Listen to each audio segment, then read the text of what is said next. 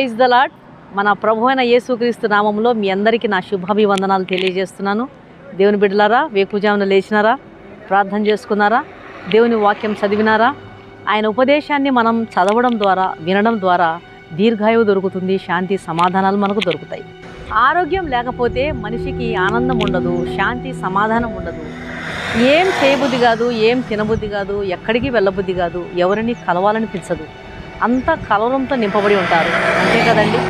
ఇప్పటికే నువ్వు ఎన్ని సంవత్సరాల నుండి మంచానికి పరిమితమై దిగులు పడుతున్నావేమో, ఇప్పటికే ఎంతోమంది డాక్టర్స్ను సంప్రదించి అలిసిపోయి విసిగి వేసారుతున్నావేమో, ఎంతో డబ్బును నీ ఆరోగ్యం కొరకు ఖర్చు చేసి అప్పుల పాలైనవేమో, దిగులు చెందుతున్నావేమో, కలవరపడిపోతున్నావేమో, అశాంతితో కుమిలిపోతున్నావేమో.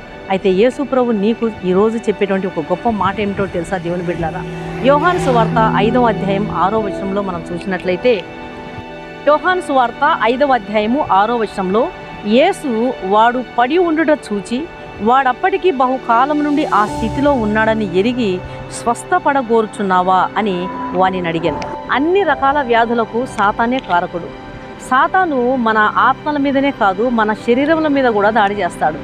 సాతాను మన ఆస్తిపాస్తుల మీద దాడి చేస్తాడు, మన పొలాల మీద దాడి చేస్తాడు, మన బిడ్డల మీద దాడి చేస్తాడు, ఆఖరికి మనం పెంచుకునే పెంపుడు జంతువుల మీద కూడా దాడి చేస్తాడు. సాతాను తన స్వాధీనంలోనికి మనల్ని ఆక్రమించుకోవడానికి చూస్తాడు. ఒకవేళ ఇప్పటికే నీవు గనక సాతాను చేతిలో బందీగా ఉండి ఇంకా నువ్వు విడిపించబడలేక సతమతం అవుతున్నట్లయితే, యేసుక్రీస్తు నిన్ను ఆ బంధకాల నుంచి విడిపించడానికి సిద్ధంగా ఉన్నాడు.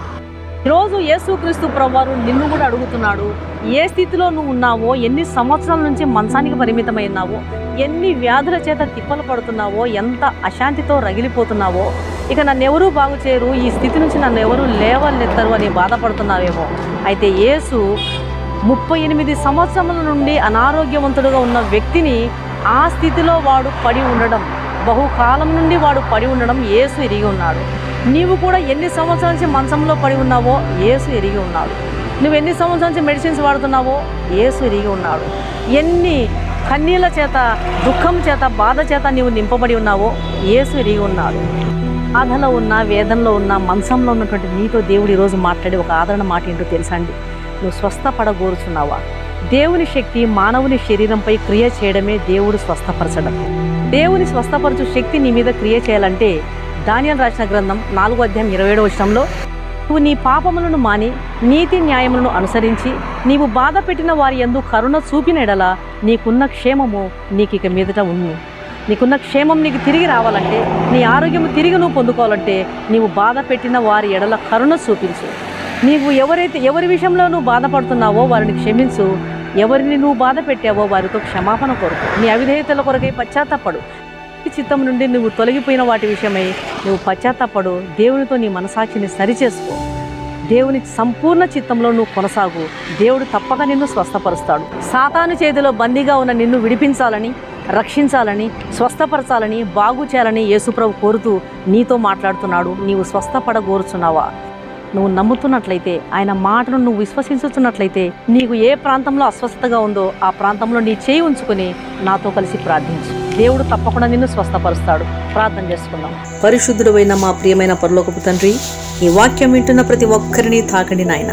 ఎన్ని సంవత్సరముల నుండి సాతాను బంధకాల్లో ఉన్నారో ఎరిగిన దేవుడవు, ఎన్ని సంవత్సరముల నుండి అనారోగ్యంతో వేదన పడుతున్నారో ఎరిగిన దేవుడవు, ఎన్ని సంవత్సరం నుండి ఎంతో డబ్బును మెడిసిన్స్ కొరకు ఖర్చు చేసి తిప్పలు పడుతున్నారో ఎరిగిన దేవుడవు, సాతాను తన స్వాధీనంలో ఆక్రమించుకున్న వారిని చూచి ఈరోజు మీరు అడుగుచున్నారు, స్వస్థపడగోరుచున్నావా? విడుదల పొందగోరుచున్నావా అని. అవును తండ్రి అని ఎంతమంది వారి గాయాలపై చేతులుంచి ప్రార్థిస్తున్నారో వారందరినీ స్వస్థపరుచునాయన. ప్రతి విధ రోగములను బాగు చేయగల దేవుడవు, నీ పరిశుద్ధ రక్తమును బిడ్డలపై ప్రోక్షించండి తండ్రి.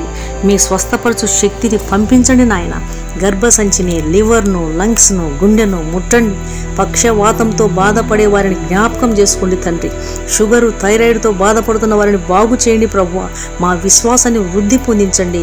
మీ కొరకు సాక్షులుగా నిలబెట్టమని సర్వశక్తి గల క్రీస్తు నామములో అడిగి వేడుకొనుచున్నాను తండ్రి. ఆమేన్. God bless you.